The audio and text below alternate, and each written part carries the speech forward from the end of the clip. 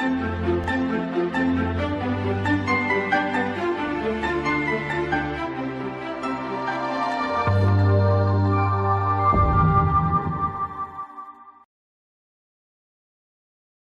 to be with one and all, even in blend. After the two mighty COVID years, we emerge victorious, and in this assemblage of our COVID day, we stand firm and resolute to uphold our motto of reaching the unreached. On behalf of the university fraternity, it is a pleasure to welcome you all to this auspicious Foundation Day, adorned with a Foundation Day Lecture 2022.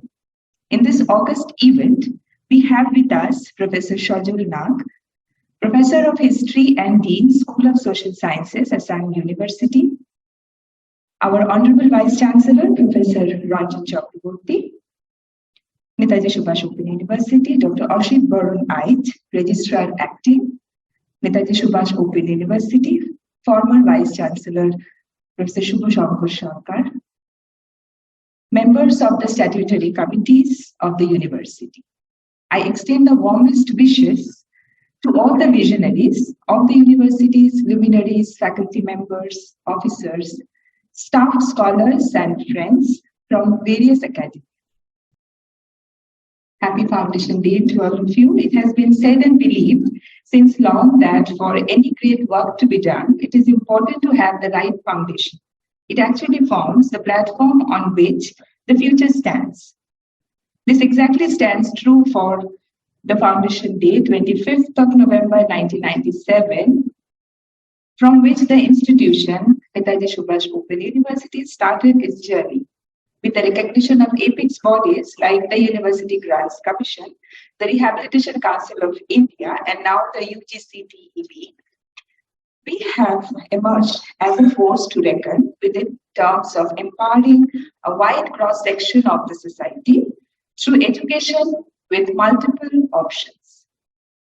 We have assembled in this blended congregation to rejoice our existence as we step on to 26 years in the higher education arena. We recognize ourselves for the resilience, goodwill, and the grit with which we have responded and made this day happen. Well, at the very onset of this propitious occasion, may I request Dr. Ashit Barun Ait, Registrar Acting, Netaji Subhash Open University, to welcome all the dignitaries and the participants present offline here and online on the screen. Over to you, sir. Good afternoon, everybody. Respected Professor Ranjan Chakraborty, Vice Chancellor of Netaji Subhash Open University, Professor Sajul Nag, Dean of Social Sciences, Assam University, and Professor of History, Honorable our former Vice Chancellor, Professor Shubho Shankar Sarkar, Dr. Ghosh, our faculties, professors, and other dignitaries. I welcome all of you to this Foundation Day of our university, 26th Foundation Day. And all of you know that this university was founded in the year 1997 on the birth centenary of Netaji Subhash Chandra Bose. We have completed this so many years, and it had been a long journey. Though in some time the journey was really a perilous journey, but we were lucky to have till now, from the very beginning, as our guides, these wonderful personalities and wonderful theses, so that overcome all the difficulties. And now we have nearly 5 lakh students. If you consider all the students cumulative ways, if you consider all the students, that will be the number. Now you know that the Foundation Day is a very special day for any university. This is also for us. And this is a day when we make new commitments and new pledges. All of you know that we have achieved grade A by NAC, and we have prepared a new roadmap. We have to complete that roadmap, and with the help of all of us, our Honorable Vice Chancellor and well-wishers, we should be able to complete this journey also. And for your information, I just want to mention some of the earlier speakers on this foundation day. Just have it as an information, I just tell you. There are many, but I'm just mentioning some of them. First of all, say Sir John Daniel. He was the former CEO of Commonwealth of Learning. And then Dr. G. Madhavan Nair, Chairman ISRO. We had as our speakers Professor H.B. Dikshit, Professor Rajshekharan Pillai, both Vice Chancellor of IGNOU. And we had Professor Anandodev Mukhopadhyay, Vice Chancellor of Vidyasagar University, former Vice Chancellor. We had Professor Mormon Mukhopadhyay, Director of NIPA, New Delhi, and so on. And also, yes, Professor Radharaman also, Radharaman Chakraborty, he told me that he will be there online. You'll attend this program online. So Professor Radharaman Chakraborty, he was also one of the speakers on this foundation day. So before I stop, I again welcome Professor Sojal Nag for coming and accepting our invitation to give this foundation day lecture. Thank you all. Good afternoon, everyone. Esteemed speaker, Professor Sojal Nag, respected Honorable Vice Chancellor, Professor Ranjan Chakraborty, Registrar Acting Dr. AVIH on the dais. We are very happy to have with us our immediately past Vice Chancellor, Professor Subhashankar Sarkar, and the founder of VC is also present, Professor Radharaman Chakraborty. He is online. Distinguished guests, my colleagues at Netaji Subhash Open University, my dear students and friends who are present here and also present on digital platform. It is indeed my privilege to introduce today's speaker, Professor Sojal Nag. Professor Nag is a senior professor of history and dean, School of Social Science, Assam University. He was the first Netaji Subhash Chandra Bose Chair Professor of Social Science at Presidency University, Kolkata. He was a Commonwealth Fellow in 2004-05 to the United Kingdom. He was Charles Wallace Fellow at the University of Cambridge in 2008 and Senior Fellow at Nehru Memorial Museum and Library during 2013-14. He was a Senior Visiting Fellow at Queen's University and also a Visiting Fellow at Wolfson College, University of Cambridge. His main areas of interest are nationalist thought, nationalism, communalism, and ethnic conflict in India in general, and Northeast India in particular. His recent shift in interest is towards the environment and climatic history in South Asia. Professor Nag has a good number of publications in his career. I may mention here a few.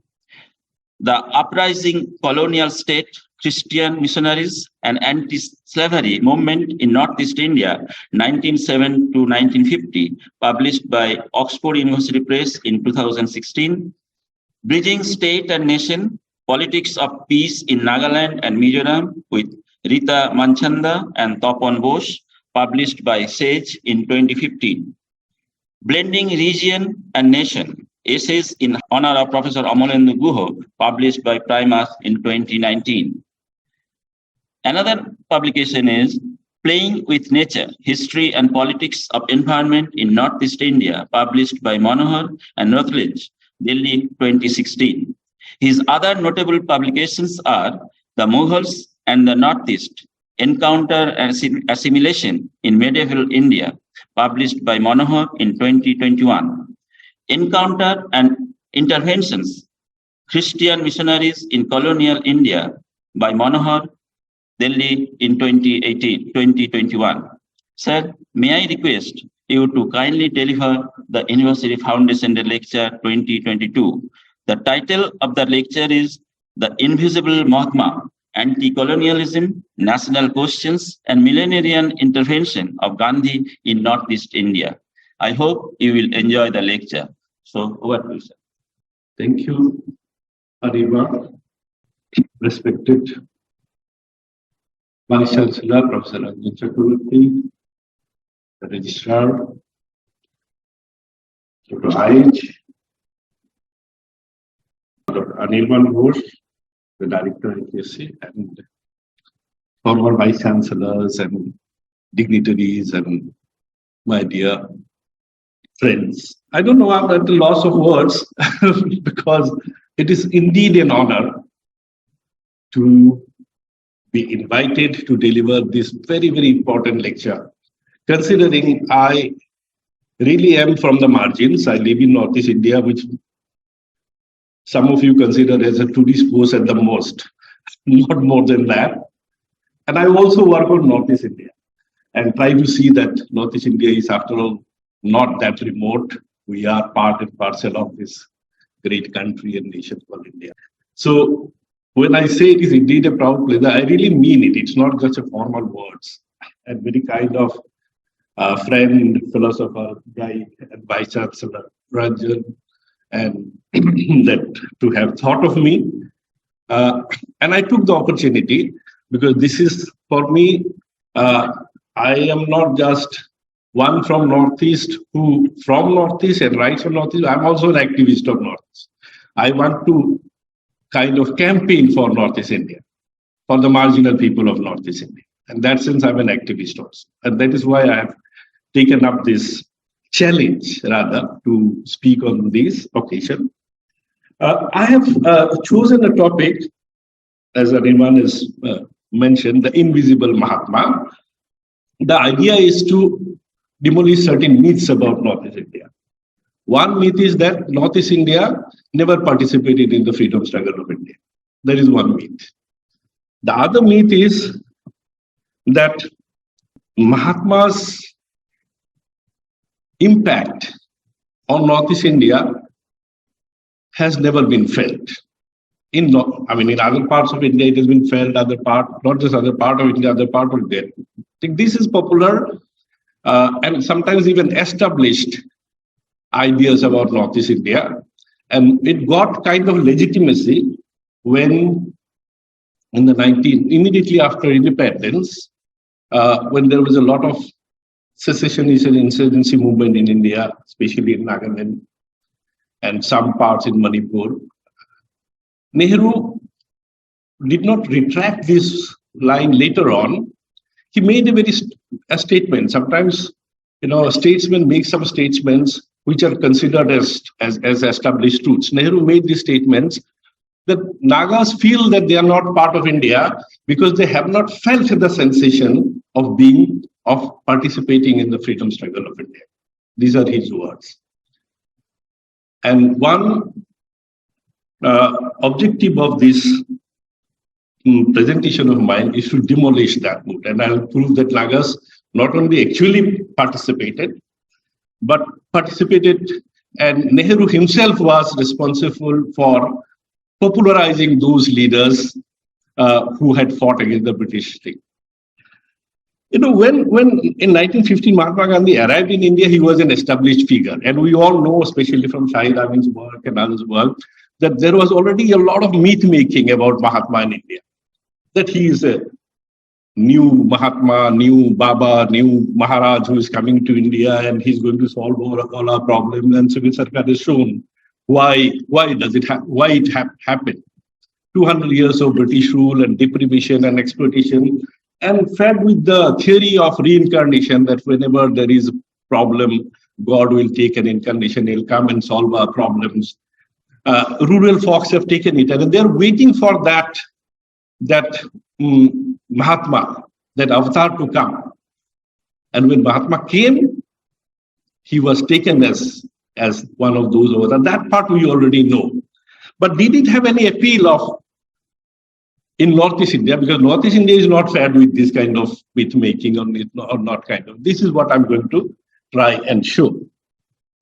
I'll tell you that in Northeast India, or even in the rest of India, the impact of Mahatma was two. One was billionaire, in which Mahatma himself was not there. Only people have only heard his name and used his name as an avatar. And the other one was, very importantly, Mahatma Gandhi had visited Northeast only twice. But whenever the people of Northeast India had a problem and no one was there to listen to their problem, they went to Mahatma. And Mahatma kind of solved their problems in 2 minutes. These are two kind of impact that Mahatma had in Northeast India. And I think it's very important for us to know that. I will not go into the detail. There is a thing which is printed thing for those who are interested in the details. They can look into it. You know, millenarian movements have been a part of colonial history wherever it is, in Asia or Africa or wherever there was colonialism. Millenarian movements are an important part of that as a resistance movement, as a protest movement. And we know in India there were plenty, in fact, hundreds of such work, and Stephen Fox has shown that in his 2-volume work, and others have shown. I will not go into all that because these are known. I'll straightway jump to few movements that took place in Northeast India using the name. You know, Gandhi arrived in 1915, and after Kheda, Champaran, and Ahmedabad, he announced the non-cooperation movement. When he announced the non-cooperation movement, he gave a boycott call: no revenue, no payment of taxes to the government. This is one of the programs of the movement. This much we know. By this time, Northeast India has a huge number of tea plantations. And tea plantations, those who are familiar with the name, they are like enclaves, in the sense that even with a passport, you cannot enter that. If those who are familiar with tea gardens, I live amidst tea garden in Silchar. It is even now it's a thing. The word of the manager is the final. You cannot enter it and you cannot exit it. And you can understand what it was when the managers and the owners were British, white men. So they had carefully, because most of the tea gardens were run by indentured labor, indentured from different parts of India, and hardly anybody was from Northeast India because the tribals have refused to work for the white man. So laborers were evicted mostly from Chotanagar Plateau, but as far as Tamil Nadu and Kerala. One such tea garden was called Chargola Tea Garden, which is in the Karimganj districts of Assam. Earlier, it was a part of Sylhet, but after partition, it has come to this part of them. There, the moment they heard that a boycott call was given by Gandhi as part of the non-cooperation, they only heard about Gandhi. They did not know much about non-cooperation. No messengers were there to campaign about non-cooperation. They immediately demanded that there should be a pay raise for them because they lived almost in inhuman conditions. Obviously, the British government did not listen. British planters did not listen to them. Next, they demanded that they wanted to go back. They were mostly from Hindi-speaking Hindustani, Gorakhpur and Bihar and UP. These the tea plant laborers of these tea gardens. This episode is known as Chargola Exodus in the book of history. And in fact, there is a time Sarit Bhumika has done books on that. Now, number of, at the first instance, about 900 laborers with their families, children and women, left the tea garden and moved towards the nearest railway station with the shout, Gandhi Baba ki hukum hai and Gandhi Maharaj ki jai. When they were asked, some interviews are taken, which is recorded, that the new Maharaj has come to India. British rule is gone and new king has come to India. His name is Gandhi. His name is Mahatma. And he has given us the hukum that we don't have to pay taxes, we don't have to think with. So they started leaving. First batch, 850 laborers with families, and in time it grew up to almost 5,000. So in a tea garden, 800 means almost 50% of the laborers. And if the 50% of the laborers leave, almost it cripples like an economy. Now, they said, we don't want money, we don't want raise, we want to just go. We have given us a false promise, brought us forcefully, we don't just want to go. And at Chandpur station, the British government ordered that no train should ply. They were not allowed to board the train. And there in the Chandpur railway station, they started gathering. Similarly, the word spread immediately. And within a week, this portion is called Longai Valley, means Longai is the name of a river, which is part of the Barak River. Entire series of tea gardens all the laborers started joining them. And in the tea gardens, in the railway station, they are not given any food. Whatever they had and exhausted, they are not allowed to board the train, because if they board the train, they will leave. And finally, what is known according to British records called Gorkha soldiers, Gorkha army was unleashed of them, and they were forcefully evicted and dispersed.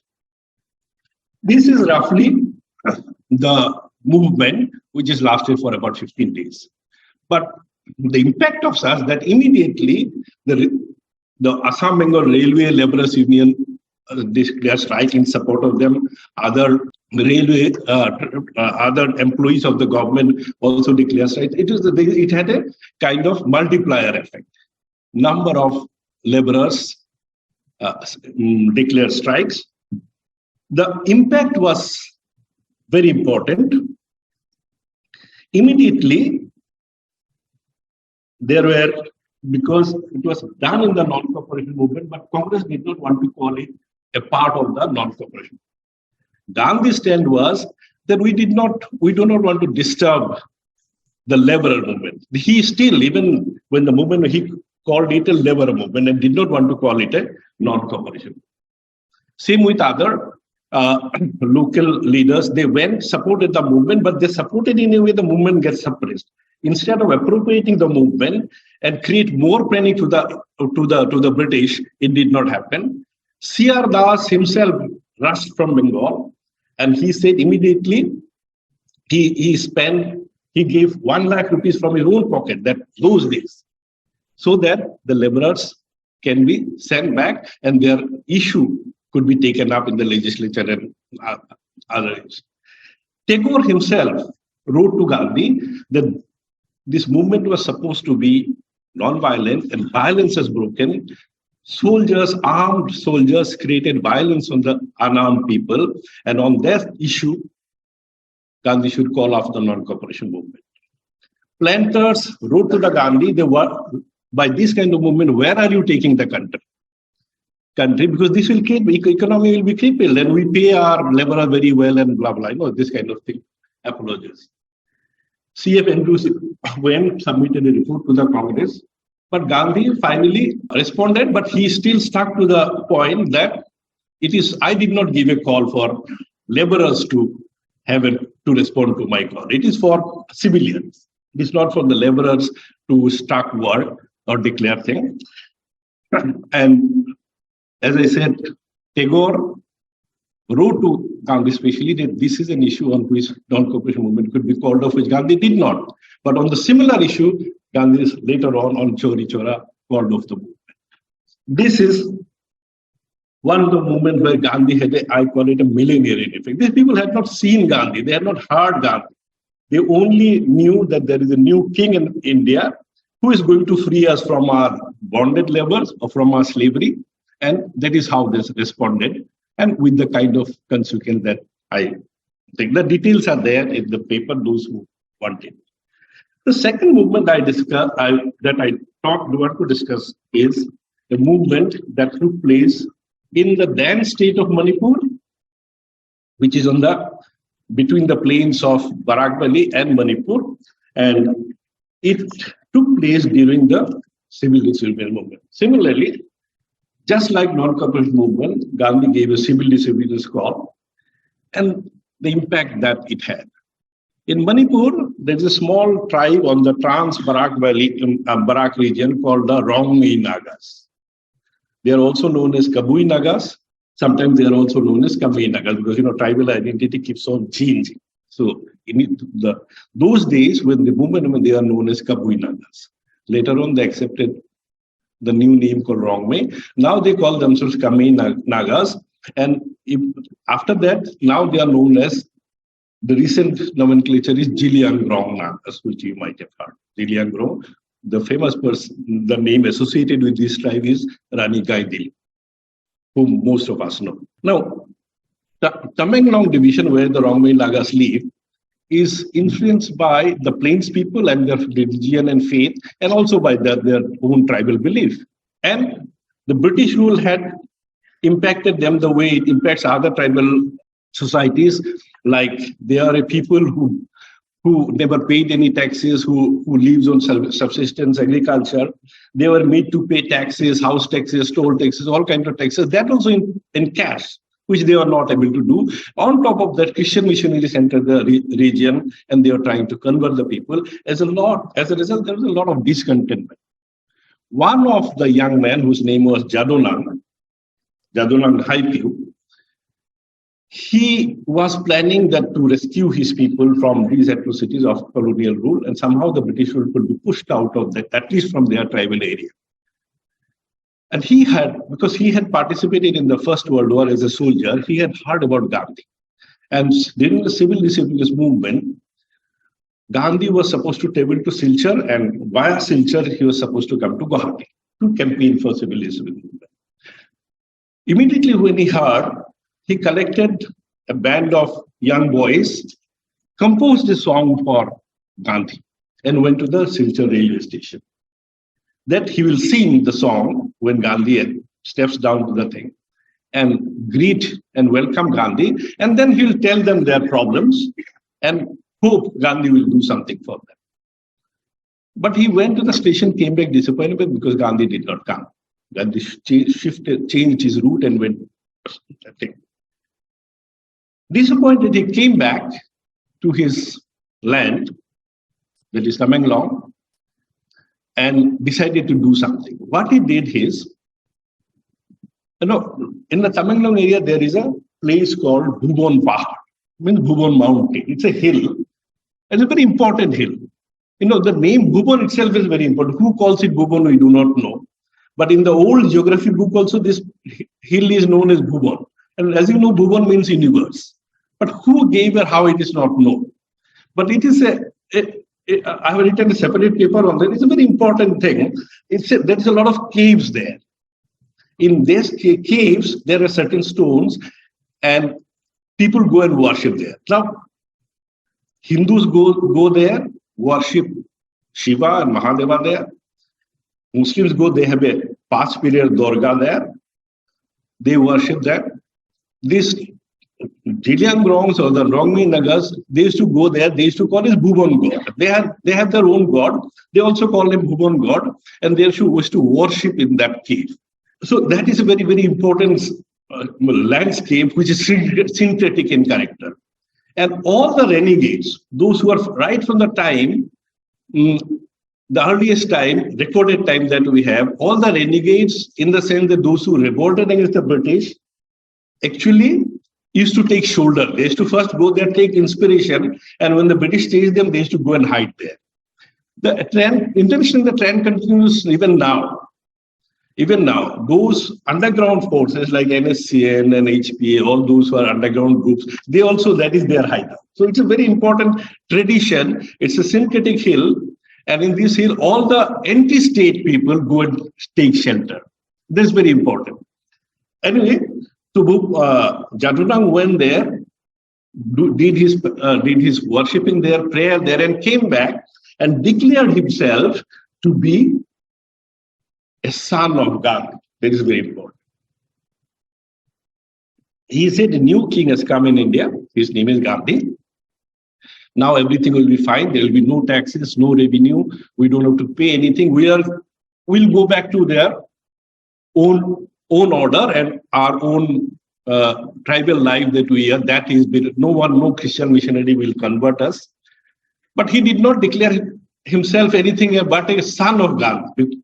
That is very important, son of Gandhi. And he built a temple there. In this temple, he started behaving like a god. He was the god. He used to give sermon in the Christian style. People used to come sermons every Sunday. He used to keep two big pythons there to appeal as he's not an ordinary human being. And there used to be regular, worshipping and prayer and pujas, all this in temple. And immediately, he also organized a band of young men and trained them, gave them armed training to fight against the British. And this is a typical of all millenarian movement. This happens. To cut the story short, when the British got wind of it, they realized that there is some conspiracy going on. And Jadunang coined a very important word, that we are going to restore the Naga Raj. This is very important. Now, Naga is fine. Raj word, where did they get it? Because Raj is a Sanskrit word and their language is not Sanskrit. But he did coin this word. And British will go, white men will go, missionaries will go, and they used to consider another tribe called the Cookies as their adversaries. They will also be there. So we'll live in bliss after this, after we fight. So he did that. But when the British declared that the concept of Nagaraj is very, very dangerous, they wanted to catch him, but there was no proof of his being seditious. So there were 4 men missing, 4 traders missing, so they arrested him, saying that those 4 men are missing and he is responsible for their murder, for their disappearance. They arrested him and then had an open trial in Imphal. Open trial means open air trial, where the resident commissioner himself was the judge, he was the advocate, and he prepared a charge sheet. And despite all his appeal that he is not responsible for anything, even he backtracked that he is trying to do something against the British, he was hanged publicly and killed. Before I move on, I just want to mention the song that he composed. Just few lines. He had composed many songs, but we put in the record there are only 2 available. One, if it is translated into English, it says, "O mighty Gandhi, come to rule upon us. You are the leader, you are the great, you are the king. Come and rule over us." Number 1. Number 2, again he's saying, "O Father Gandhi, come to our land. Teach your ideals to us. Bring your identity to this land too. Hurry up, spread your idea to us." These are the songs he composed with his sect. Now, the movement did not die out with the death or with the murder of Jadunang. Jadunang had a small 15-year-old niece who used to help her in her. Those rituals were mostly like Hindu pujas, the way they does. So collecting of flowers and all that, One niece used to do it. When the British went to destroy the temple of Jadunang, they found this girl there, but they thought it's a small, frail girl. She cannot be, they thus advised her, don't do all these things. You'll be arrested, so you go home and have a blissful, normal domestic life. After Jadunang, this late girl whose name was Gaidilu, who was 17 years old, took up the thing. She also went to Bhuban Hill and came back and declared that Jadunang actually was the father of Gandhi. You can see the discourse changing. Jadunang declared himself as the son of Gandhi. Now that Jadunang is there, Gaidilu is saying he was the father of Gandhi. Gandhi is still there, and the ideals of rebellion still remain. So she continues the struggle. She also organized a band of young men, trained them, and in a much larger scale, in the sense that this started in 1932, Gaidilu's movement, and she was very careful. She has seen the British design of capturing them and spies, taking their news to the British administration.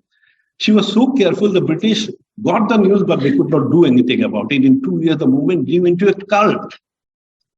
It's a huge cult, which only if you read the record, you'll find. It was like you can say that from entire money from Barak Valley, this side to Assam, this entire hilly area, the name was of a goddess, new goddess called Gaidilu. Every village used to want to welcome, and every village was doing a lot of, it's a Indianized, because their religion. She also introduced a new religion, which actually was done by Jadunang. She reformed it further. It is called a new religion called Haraka. Heraka, and every village had a temple. Every village has his own clergy to the temple, and every village is to pray and invite her. And the day she comes, for a week long, there will be song and dance and animal sacrifice, and it was a cult. In fact, in those areas, British administration was very, very weak. But British, when they sense it, immediately they try to strengthen the administration in those areas. But even then, nothing could be done. It cult had become so big that the administration in Delhi got very scared, and they had written to the local administration, immediately suppress the movement, otherwise it's going to, because by that time there was a lot of rebellion in the rest of India, and this could prove to be very, very dangerous to the local administration. But Gaidilu, what was interesting is that it was very difficult to arrest her, because the cult was such, the movement was such, every girl of that age in that village declared herself to be a Gaidilu. Whenever the British went to arrest, they said, I am Gaidilu.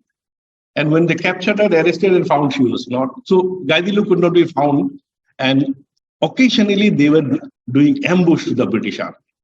And number of spies of the British and British outposts, police outposts were attacked and killed, and their arms were looted. This was happening, and this was in preparation of a greater war for the establishing of the Naga Raj. Again, not going into the detail, I just want to mention how she was arrested and movement was. This is very interesting, and I'm tempted to see that. British established a think tank that under the circumstances we were not able to capture Gaidilu, and what should be done. And the think tank decided, if you see the noting in the records, in the files, is very interesting. They said, see, she might claim to be a goddess, she might claim to be heir of Jadavanagar, but after all, she is only a 19-year-old girl. And like a teen, she's enjoying all this now, but after some time there will be fatigue. She will not. And like every simple tribal girl, she would like to have settled down, have a husband and children and settle down. So let us target that.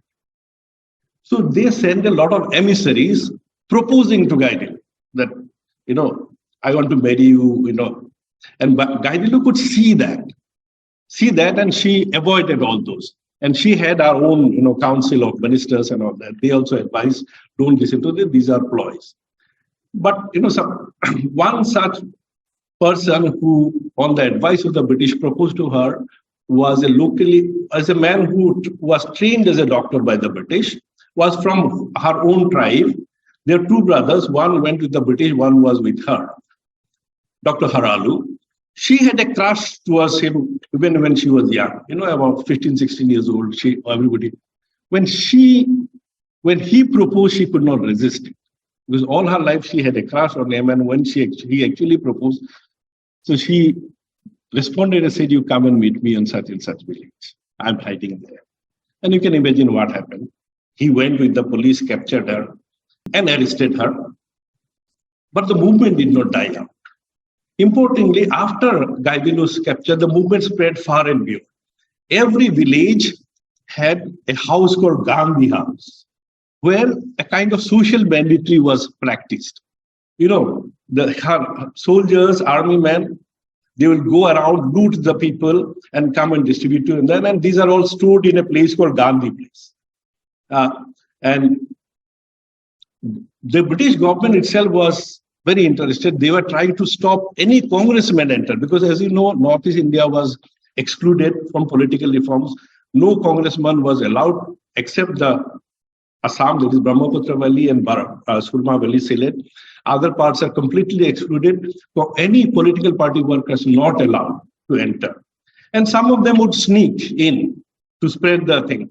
But even British government became very careful to that. Even that was not allowed. And they were completely surprised at how Gandhi's name and nationalist ideology was seeping into these excluded areas. So they tried to crack down on the Congress workers who were trying to enter or who were around them, but nothing happened. The movement spread far and beyond. But of course, because of that, Gaidilu had made a declaration during her arrest that the British government would not be allowed to arrest me. Even if they arrest, I will not be in the jail. I will escape from there. because I'm not one. I'm a goddess. I have so much power. I'll be in other parts. So, and actually it happened. She was kept first in Manipur jail, Imphal jail. From there, outside the jail, there was huge movement. So they shifted her to one of the remotest jail, that is in Lusai Hills. Those Lusai Hills.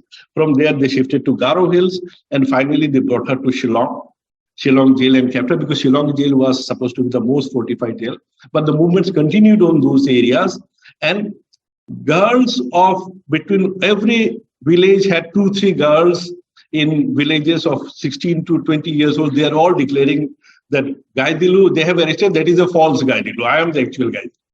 And they would go there and they find it is not. The movement continued that way. And all in the name of Gandhi. The story of Gaidilu, very few people knew. Nehru, during 1937 election tour, went to Sylhet. And there in the trains, he found the communists were circulating handbills, where they given an imaginary photograph of Gaidilu saying, if a 19-year-old girl can shake the British Empire, we can do it. So they're mobilizing people with those kind of handbills. And Nehru in the train got one of those handbills and he inquired, what are these? Who is this? And from the train, he collected all the information and wrote a series of articles in Hindustan Standard, I think it is the newspaper, which later on became, this is the only source of information. And it is Nehru himself who was the first time called Gaidilu the Naga Rani. That's why Gaidilu is called Rani Gaidilu, but it is given by Nehru. There is no concept of Rani among the Nagas. The Gaidilu movement had become, surprisingly, Gandhi did not say anything about Gaidilu or Jaduna. But her movement, when civilization movement ceased in the rest of India, her movement also kind of came to a halt in Manipur. And from there, the movement shifted to another phase, which is called the Quit India movement. There, it took completely another shape, which I'll not go into the detail. The next episode that I want to discuss, when the Cabinet Mission Plan came to India and they offered a federation scheme for India to avoid the partition, in that they proposed a federation, 3 groups of provinces with a strong center. And in one of those groups, 2 provinces are clubbed together. One was Bengal and another was Assam. Now, Assam did not want to be in a group where there is Bengal for 2 reasons. Bengal will be a Muslim majority, and secondly, it will be a Bengali majority, and most of whom they did not want. And very few of us know that Cabinet Mission Plan, which was perhaps the only alternative to partition, did not get implemented only because of the opposition of Assam. Perhaps the strongest opposition came from Assam. This is not highlighted in any history books. And Assam's only problem was that it was clubbed with Bengal. They said we can sit independently or any other, but not with Bengal. So when it was opposed Bengal, there was a panic in Assam that we don't want Cabinet Mission Plan because Congress has already accepted it, Muslim League already accepted it. It appeared that Cabinet Mission Plan was going to be accepted. There was a huge mobilization and almost upheaval in Assam. A group of delegates from Assam came to Delhi because they felt nobody was listening to them. They met Nehru, Azad, Subhash was not there. They had all met there, but nothing was happening. As a last resort, they went to Gandhi. I'll just few lines. I'll read Gandhi. What Gandhi told them. Gandhi recorded in his collected, his entire interview was recorded. They met him in Birla House, and from there to Harijan colony where Gandhi was sitting. Just few lines I'll read. From Birla House, we went straight to the Harijan colony. This Assamese delegation is writing to meet Bapu. Beaming on all of us for a while, greeting Bapu began. I have already told Assam not to go to the group. Assam will die. Congress is behind Assam solidly, said Gandhi. I repeat it. Gandhi told them, I have already told Assam not to go to the group with Bengal. Assam will die. Congress is behind Assam. I say, Jinnah will not, as he declared, to accept the cabinet mission plan and go to the Constituent Assembly. And if Assam is not included in his Pakistan group of Simla conference and refuses to go to the group in Section C to make the constitution in Bengal, the British government interpretation of the plan is in Jinnah's support, hence the difficulty. Bapu said, let your Assam members of the Constituent Assembly then stand in their seat and say, Assam retires. Assam retires, means they withdraw from Constituent Assembly. When one of our members raised doubt about Congress's support to the end in the event of acceptance of the plan in its entirety, Bapu's immediate reply was, Congress is at your back. Even if Congress fails to support you, you should eventually come out of the Congress. This is very important. He is asking Congress members to leave Congress if they are not happy with it. At this, Omiyo Kumar Das, who was one of the leaders of the delegation, said, we have made the Congress and we will come out of it. Bapu then chuckled. I am out of Congress for long years now. I am not even 4 Ana member even. Then here I am making the Congress bana raha hu, in Hindi he said. You do the same thing. You should come out of the Congress and make another Congress if you are not happy with the Congress policies. Then Omiyo Kumar Das says, what shall we do then? What about grouping? Bapu came and said, Satyagraha karo. Congress se karo, Satyagraha, do the Congress, Satyagraha against the Congress. When all of us are looking vague and nonplussed, I encouraged Satyagraha, how to do it. This is what Assamese leaders are saying. Satyagraha, how to do it. He said, come with me. I'll teach you. No fear, all is well. This is in 2-3 lines, Gandhi solved the entangled nationality question of the Assamese people, and cabinet mission plan had fizzled out. This is, I'm saying, that in some areas, Gandhi was invisible. His name was invoked, his powers invoked to fight the British. In such some cases, Gandhi was present, his intervention was sought as a last resort. That is very important. When communities felt all hopes are lost, all options are lost, then they went to Gandhi, and Gandhi's words were so reassuring that they felt that their problems were solved. Now I come to a very important and unknown episode of, again, Gandhi's invisible intervention. It happened during the Second World War, when the Japanese and the Indian National Army of Subhash Chandra Bose entered Burma and then entered Manipur and Kohima. Now, as we all know, the Japanese plan in collaboration with Subhash Bose's plan was that once we are able to, in this part, British Army is very weak. Once we enter Manipur and then Kohima and somehow went up to Dimapur, because Kohima next step is Dimapur, the last railway head of the British railway network. And once we capture Dimapur, through rail line, entire Delhi Chalo slogan will be implemented. We can move to Delhi. And the moment we reach Dimapur, there will be huge support for Indian National Army, Azad Hind Force.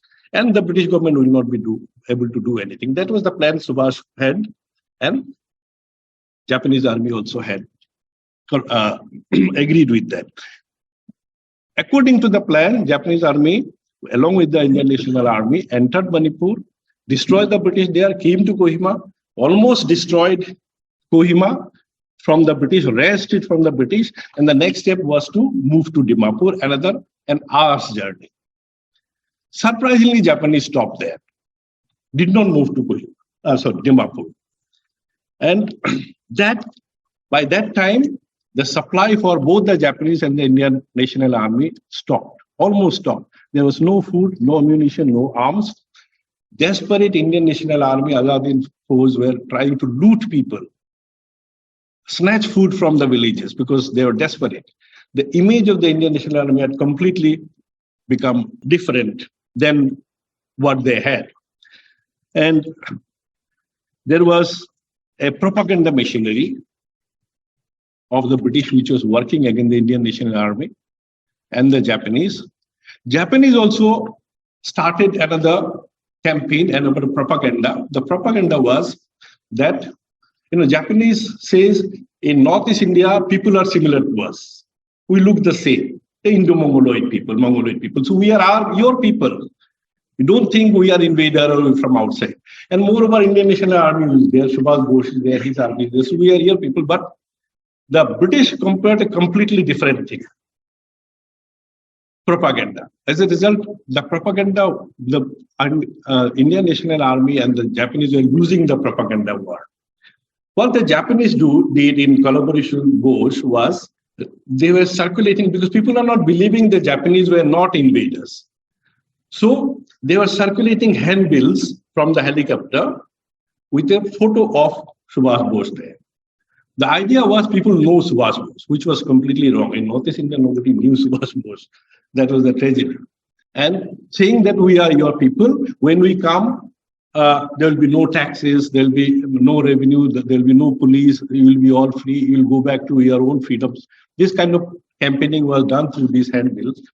When Subhash realized that the campaign was not working and the image of Indian National Army forces was getting tainted, he did something very important.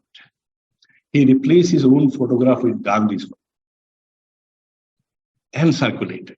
Now that is a remarkable turnover for Subhash. In the sense, I just read Subhash's remark, which was published in his autobiography a few years back, and then see this move of his. This is a tribute to Gandhi and a tribute of Subhash as well. In his book, Subhash had said, there is something in Mahatma which appeals to the mass of Indian people. His simple life, his vegetarian diet, his goat's milk, his day of silence every week, his habit of squatting on the floor instead of sitting in a chair, his loincloth, everything connected with him, the people, has marked him as one of the eccentric Mahatmas of the old and has brought him nearer to his people. Whatever he is, even the poorest of the poor people feels that he is a product of Indian soil. Bone of his bone, flesh of his flesh, he reminds them of the glories of the Ramarajya and they understand. And when he talks about conquering through love and ahimsa, they are reminded of Buddha and Mahavira and they accept him. This is Subhash's estimate of Gandhi. He again says, but what is the result of all this? Gandhi's all this image building, what is the result? He feels Gandhi has failed to deliver, despite his acceptance to the people, deliver the liberation of India, the freedom that the Indians sought. And why he failed? Again, I quote him. He failed because the strength of a leader does not depend on his largeness of his heart or his character or of his following. He failed because he has not understood the character of his opponent. He has failed because his policy of putting all his cards on the table will not do. We have to render unto Caesar what is Caesar in a political fight, and the art of diplomacy cannot be dispensed with. He has failed because he has not made use of international weapons. He has failed because the false unity of interest that is inherently opposed is not a source of strength, but a source of weakness in political warfare. Last but not the least, Mahatma has failed because he played a dual role in one person. One, role of a leader of an enslaved people, and that of a world teacher who has a new doctrine to preach. This is a remarkable turn for Bose, whom the person he considered as a failure had to turn to his photograph for mobilization to gather support, garner support of it. I'll stop here for this episode. I'll come to the last. When the British declared that they are going to withdraw from India, there are several withdrawal movements in India. The 565 princely states wanted to withdraw from India. Some excluded areas of Northeast India like Naga Hills, Lushai Hills, Manipur wanted to exclude India. They felt that, when the British are withdrawing, we become free again. The strongest movement in South Asia, even now, is that of the Nagas. 1946, they declared. In 1947, 14 Nagas declared independence before India became independent from the India. Immediately, there was fervent, appeals and counter appeals and negotiations so that Nagas remain within India. Nehru himself met the Naga leaders several times, tried to resolve this problem, but Nagas were not listening. When the Nagas feared that the Indian government after independence might push Indian army into Naga Hills, and because Nagas, remember in 1947, Nagas were not even a lakh, they are about 80,000 people. The Indian army could crush them. And therefore, they met many people. One group, like the Assamese group, came to Delhi. Fizo and Ki Alibai, they're moving leaders because those are the most crucial time of Indian. On the one hand, there was transfer of power, there was partition, there was communal riot, there was withdrawal movement from princely states. Everything had to be tackled. That is the time this Naga delegation also came to Delhi and trying to meet people to make them understand their problem. Because they are such a tiny people, nobody was even listening to them. That your problem can be resolved later on. First, let us settle our independence and transfer of power. Finally, it dawned on them, let us meet the person who solves all the problems, who is the last resort of all aggrieved individuals or communities. So they went to Gandhi. Gandhi, in his Bhangi colony, New Delhi residence, they met Gandhi, the Naga delegation. Very interesting conversation. I'll just read few lines, because instead of giving you the entire story, few lines will tell us how Gandhi dealt with this very important, what in technical terms we call nationality questions, for which Lenin has, I think the volume that I read was huge volume on nationality questions in Russia and colonial countries. Gandhi, they found 2 years ago, Gandhi seemed to be relatively free. This is, I'm quoting from the reports of the Nagas themselves.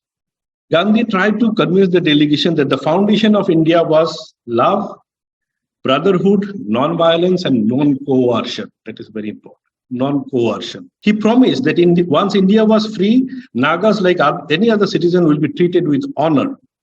I'm quoting him. Nagas have every right to be independent. This is very important. When every citizen is saying you have no right to be independent, Gandhi said you have every right to be independent. The second line is more important. We did not want to live under the domination of the British, and they are leaving us. I wanted to feel that India is yours. I feel that Naga Hills are mine. The matter must stop there. I believe in brotherhood of man. I do not believe in force or forced union. Unquote. On being told that Nagas were declaring themselves independent on 14th August, Gandhi replied, why 14th August? Why not now? Why wait for 14th August? On being told that Sir Akbar Haidari, who was the governor of Assam then, of Naga Hills, has threatened to use force on the evening of 29th June 1947, if they dare to opt out of India, Gandhi said, Sir Akbar is wrong. He cannot do that. I will come out to the Naga Hills. I'll ask them to shoot me first before they kill one single man. I mean, these have reassured the Nagas. Unfortunately, when Nagas actually declared independence and the counter-insurgency movements of Gandhi was not there. But these words of reassurance, even now, these words are quoted again and again in Naga, in almost everyday discourse, because I go to Naga Hills very often and I work on the Naga. I want to say, I have given those who will get the printed copy, will see that I have given a summary of the theory of nationality question by Lenin, Marx, Lenin, and other leftists. And I just said, concludes that the entire doctrine of national question, for which Lenin, of all people, had to write quite a few volumes, Gandhi wrote almost 2-3 lines, that also not in writing. He just spoke those lines, and the Nagas believed it. There was no theory necessary, there was no principle necessary, there was no doctrine necessary. Those few words almost solved the entangled Naga questions. And that is, I think, when Lenin had built an elaborate theory to enunciate the nationality policy of Russia and even advised them for colonized country, Gandhi used few words to do the same. And I think that is the greatest tribute to a man whom we call the Mahatma. Thank you. We are celebrating the 26th Foundation Day of Netaji Subhash Open University. It has been a wonderful journey that we have come across in the last 25 years with lots of pain, joy, and happiness. It witnessed phenomenal growth in terms of student enrollment in a very short period of time. The university achieved the status of mega university in 2006-07, when the enrollment crossed 1 lakh. In 2008, the university received the prestigious Excellence in Distance Education Award for its institutional achievement from the Commonwealth of Learning, Vancouver.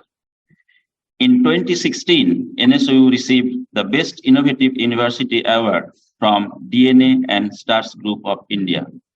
And 2021 is a historic year for the university, because in this year, the university was accredited by NAC and made its footprint in national higher education arena.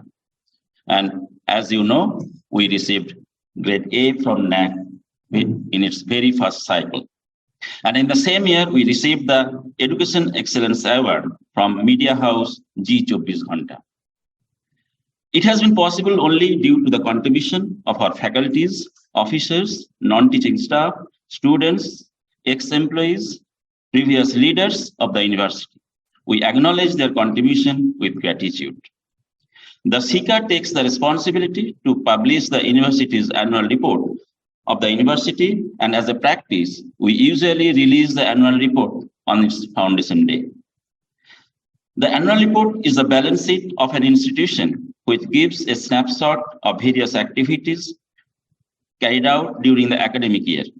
The year 21-22 was the most challenging year for all of us. To overcome the challenges of the pandemic, we organized various academic activities through blended mode as well as face-to-face mode to bring back our students to the campus. I take this opportunity to present the report of 2021 before the August gathering.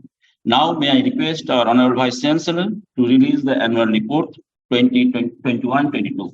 And we are happy to announce that we have received the lecture 10 days back from Professor Nag, and it is now ready to publish in printed form. May I request Professor Nag and our Honorable Vice Chancellor to release the lecture in printed form. Both the publications are available on our website. If you are interested, you may log in our website, and we can also show here. These are the links for annual report.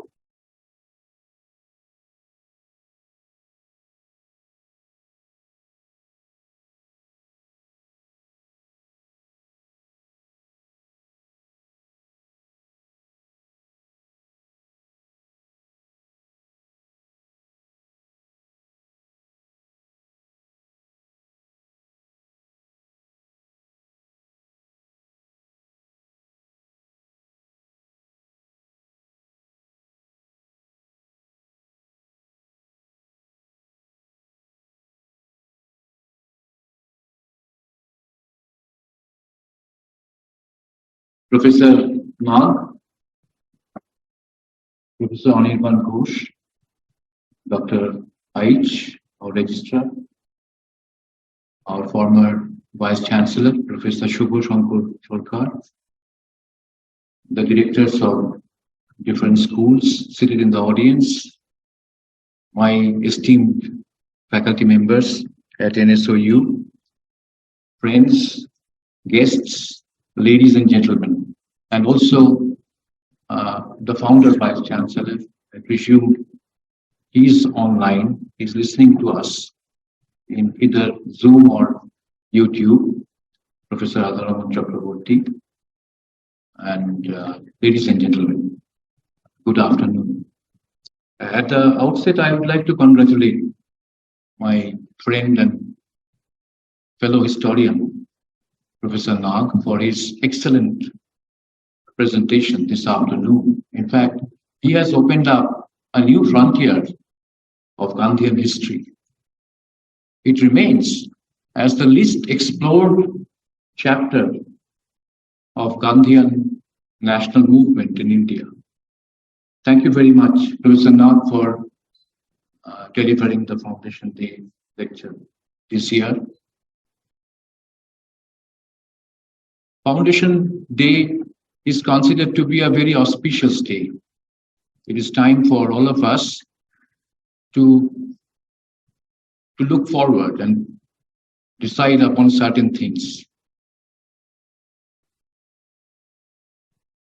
It is a day when we take certain pledges. We can request you to take up certain commitments for the university and do a stock taking in the next Foundation Day, when the next Foundation Day will take place in 2023. A lot of things to be done. We have already discussed some of the things, some of the academic things which we need to achieve with a lot of determination. And I believe that we shall be able to achieve them in 2023, 2024. Now, it is written on the program that I am supposed to deliver the presidential address. Unfortunately, I don't have any address. I have no research on Gandhi. I don't know much about M.K. Gandhi. The only thing is that I taught Gandhi for more than 3 decades and in different universities. In Jadavpur, some of my former students are present today in this hall. They studied their courses with me, and I taught Gandhi and Indian nationalism. I taught Gandhi and Indian nationalism in Vishwabharat University for quite some time. I taught Gandhi abroad in different universities on several occasions. So that is my limited relation with M.K. Gandhi. I have no research. I have not written anything on Gandhi till date. But I have decided to write something on Gandhi in my forthcoming book, Personalities in History. There will be a chapter on Gandhi along with Vidyasagar, Rabindranath, and other illuminaries of the national movement. I'm not going to present before you another lecture on Gandhi. I shall just take 2 or 3 minutes more. I can tell you one thing that is, Sajal will agree with me, that it's very difficult to deal Gandhi. Gandhi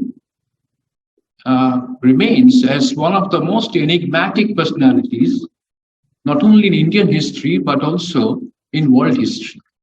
He's an enigma. He's an enigma because it's difficult to understand him.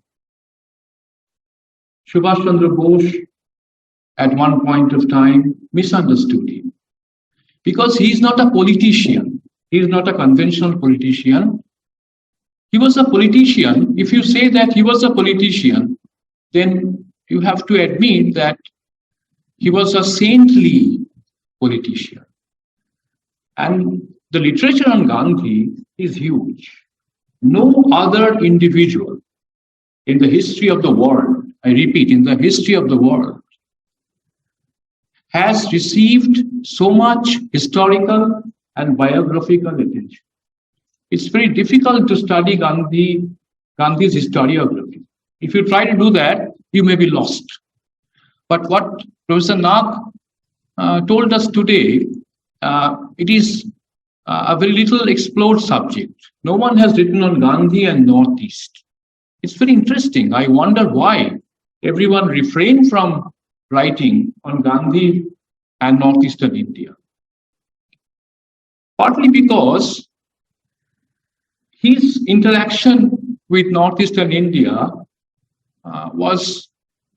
it gave some kind of a discomfort to our nationalist historians and even to the Marxist historians who are more tilted towards nationalism, like Bipan Chandra. In Bipan Chandra's book, the textbook, which all of you use, India's Struggle for Independence, surprisingly, there's no chapter on Gandhi and Northeast India, and not even any passing reference. I'll just say two things. In today's lecture, I'm sure that many of you could understand there are two crucial things with which Professor Nag dealt with. One is the millenarian impact of Gandhi on Northeast. And the second thing he was trying to deal is the nationality question. No one dealt with this before. Now, what is millenarianism? Millenarianism is a kind of a belief of the coming of a messiah from the top. And people start believing that someone will come from the top and he will have miracle working powers and will solve all our problems. And such movements usually occur in disrupted societies. Somehow such societies are disrupted either by colonialism or by conquest, external conquest. And they start believing that God's kingdom on earth will be established. The word millenarian, is actually derived from the Bible, the Christian Bible. And interestingly, Gandhi came to be looked upon as the Messiah, not only in Northeast India, but same thing happened in other parts of India. In other parts of India, the same thing happened. How do we explain Gandhi's rise to power? Why such a person rose to prominence at that point of time?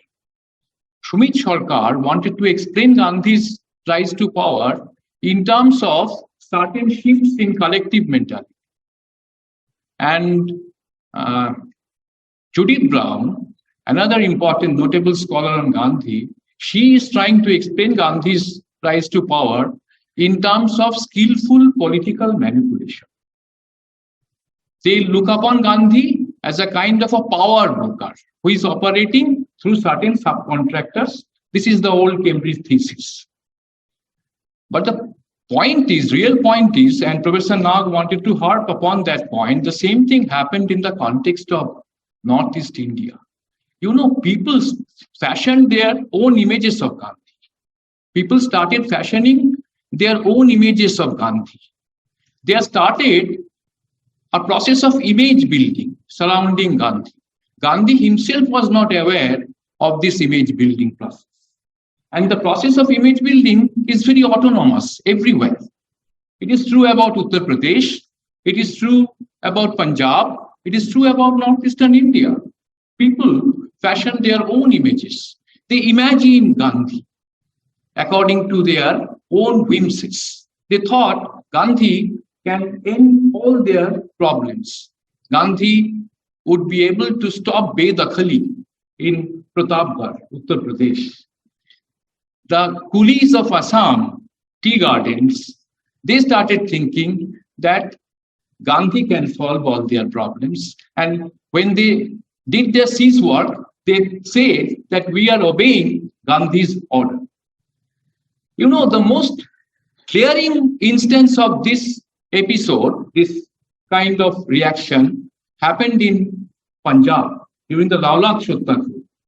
Gandhi traveled all through the country. He traveled the whole of India, but he did not get time to visit Punjab. But during the Rowlatt Satyagriha, all the posters ended with the assertion, this is the order of Gandhi. This is amazing. And people thought that he had some kind of apocalyptic novelty. People thought that Gandhi would be able to solve all their sufferings. The same thing was going on again and again.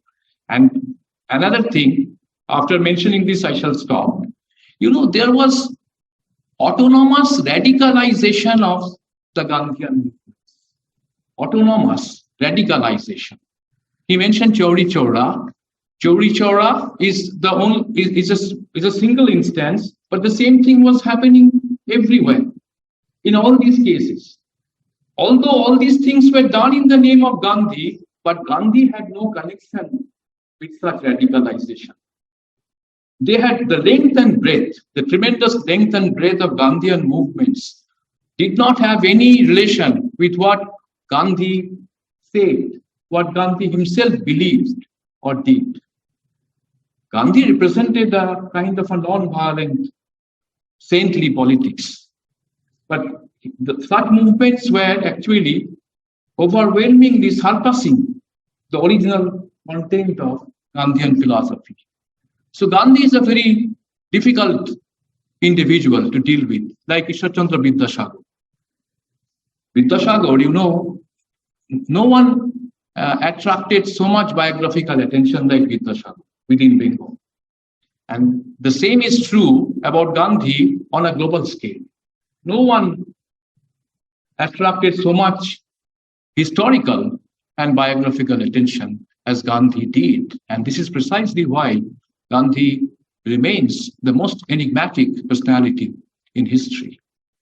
I thought I shall not say all these things because what he delivered today is simply outstanding. He's one of the finest historians I admire, finest historians of the present generation I admire.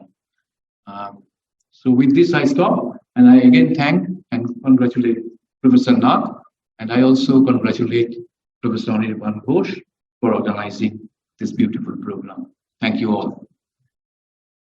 Thank you very much, sir. So, the proud past and a strong future, Foundation Day gives us a chance to celebrate our anniversary as a university. Wishing lots of good luck and new success stories to Netaji Subhash Open University, and we wish this year be full of new achievements of our university, as Honorable Vice Chancellor said. With deep gratitude, I look forward to being together again. So now it's time for the motion of thanks, and I request Dr. Shravanti Chaudhary, Assistant Professor, Sociology, Netaji Subhash Open University, to propose the vote of thanks. Good afternoon. I owe my deep gratitude to Professor Sojol Nag, Distinguished Professor of History at SAM University, for presenting such an illuminating Foundation Day lecture on an extremely significant issue of national importance, such as the invisible Mahatma, millenarian impact of Gandhi, and the anti-colonial resistance. I tell you, this lecture stands out because of the first-hand research experiences of Professor Nag. Professor Nag had said that he is an activist who had been working among the excluded men of Northeast and narrating their saga of nation building. The millenarian movement across the colonial India speaks of the guts and the resolution of the Nagas to break free from all the shackles of British imperialism. The inspiring stories that Sir extolled before us of Bhuvan God, Jagona, and of course Gaidulu speak of the ways to bridge the gap between the grand structures of macro history and the micro history. And of course, I'll speak about the ways are said about the religious cults and how it has gone to bring about ripples on the national movement, of course, is worth mentioning. What stood out in this lecture was Gaidulu, the way she remained a very significant chapter in feminist history. And I think we don't find any mention of Gaidulu in the public fora this way. So I definitely will say that Sir had definitely enthralled before us, opened before us a new space for academic research and orientation. We are also equally enriched by the scintillating presidential address delivered by our Honorable Vice Chancellor, Professor Ranjan Chakraborty. I express my heartfelt thanks to him for his grand delivery on this very auspicious and proud occasion. I'll thank Professor Chakraborty because of the dynamism of Gandhian history, that he was not very, he kind of say it, but he was though reluctant about it. But the way he said, really, we could know about the enigma of Gandhi in the Indian and the world history. And I think the way he spoke about the Gandhian historiography will definitely inspire more research scholars like us to probe more about Gandhi and why he has got so much of attention on a global scale. So definitely I'll deliver my thanks to Professor Chakraborty for opening up a new hub of academic hub in the NSOU. It is also an honor for me that our Honorable Vice Chancellor had released the very glorious University Annual Report 2021-22 and the very prestigious Foundation Day Lecture of the Year. I propose my vote of thanks to Dr. Oshit Boronait, Registrar Acting, Netaji Subhash Open University. I owe my gratitude to Professor Anirban Ghosh, Director, SICA, for organizing such an enlightening and worthwhile program for the day. On behalf of the organizing committee, we are very thankful to our former Vice Chancellors, Professor Radharaman Chakraborty, our Professor Shubho Shankar Sarkar, former VC, and obviously all the directors of the School of Studies, Finance Officer, Controller of Examinations, our esteemed colleagues and students who are present in the hall and on digital platform online for their spontaneous support and encouragement to organize this prestigious lecture. We're very happy to announce the launch of the book, Climate, Calamity and the Wild, an environmental history of the Bengal Delta, 1737 to 1947, authored by our Honorable Vice Chancellor, Professor Ranjan Chakraborty. All are requested to join the launch program. Thank you all.